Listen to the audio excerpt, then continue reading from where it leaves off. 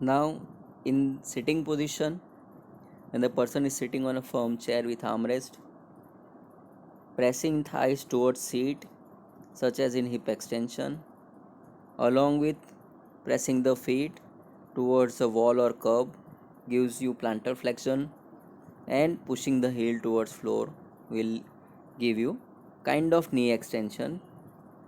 It will simulate the activities of muscles in standing position when the person is in functional weight bearing, and it provides substitute for quadriceps setting exercise or SLR when they are done in non weight bearing, but this is a better option as the weight bearing or pressing activity is there and it will provide you a functional context. This is mostly suitable for elderly patients who have been spending considerable time in sitting position. In addition to that, we can provide manual pressure on the head or back, as it is shown in the image with R and arrow. This is the direction of the resistance, and patient is asked to push and hold the sitting position. This elicits activities of muscles of sole and leg by irradiation from trunk muscles extensor group. Another activity in sitting can be lifting and shifting of buttocks towards the front of the chair while the feet are fixed in extension. Arm thrust can also be used as a partial support or to maintain the balance. This is also providing weight bearing extensor stimulation, which is similar to the standing and walking. Now, when the person is allowed to do weight bearing on extremities, which are the sample activities which we can undertake? First, we can make patient standing on the edge of a step or staircase. The person will be holding the hand railing. The heels are off the edge and free. The body is moved upwards and downwards vertically at the ankle joint by isotonic contraction of plantar flexors. This is also known as heel raises. Along with that, we can ask the patient to do bracing of buttocks. So when the person is raising the heels, the person is asked to brace buttocks and pull them together. It will be similar to the isometric contraction of quadriceps also. The body weight can be adjusted to be distributed either on one leg or both the legs, or it can be partially shifted through hand to supporting railing. In standing only, when the person is made to walk with his back supported by the wall and asked to slide down while bending knees, we have to keep it in mind that patient has to maintain the contact of his back with the wall. After coming down, the patient is asked to come back to the original position by extending the knee. So partial squat activities are done. This activity is repeated in pain-free available range. Here body weight can be distributed as the patient's ability allows. It is useful to train strength, mobility and coordination at home. This is also is known as wall supported partial squats. Another activity in standing is using medicine ball or a bean bag or other suitable object of having a weight which is patient able to lift.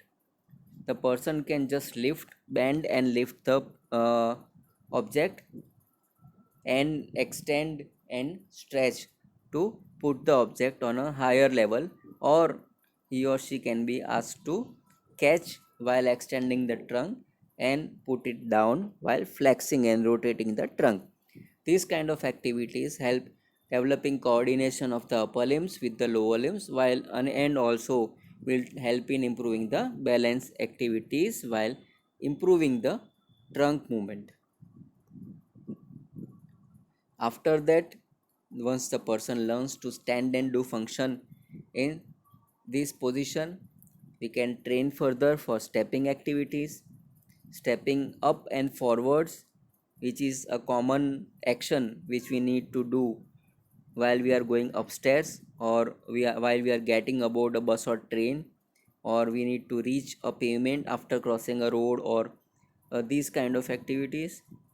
First, we have to make it sure that the stairs or a stool which we are using for training have to be stable, and it has to be firm enough to support the patient. This activity can be practiced with or without hand support. Initially we can use hand support so that the patient's ability is improved after practice, and then after we can perform the activity without hand support.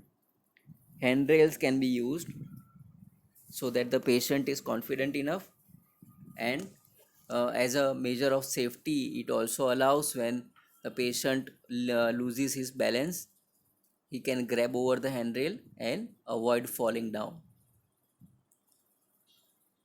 Another activity in stepping is stepping down and forwards. First, the person is taught to learn to go up and then go down.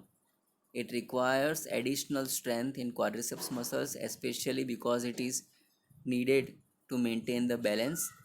It is advisable to teach the patient to push down by resisting the manual resistance from the therapist.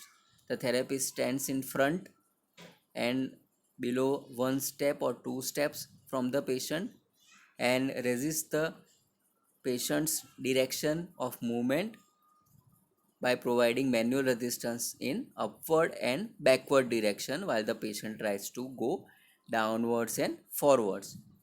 Gradually we can increase the resistance, we can reduce the resistance once the person learns to do it voluntarily without manual contact or manual guidance with the help of resistance. Now stepping up and sideways and stepping down and sideways, it is useful mainly when there is situation when only one handrail is available, or it helps in developing lateral stability of the trunk and leg muscles. It is helpful mainly for the patients with hemiplegia, so that the patient can learn stepping on the affected leg, which is weaker as compared to the unaffected leg. The more affected leg is commonly used to provide support, and the less affected leg is used for movement. A patient generally steps up on the efficient limb or strong limb and down on it. So in a general terminology, we can remember it as good goes to heaven and bad goes to hell.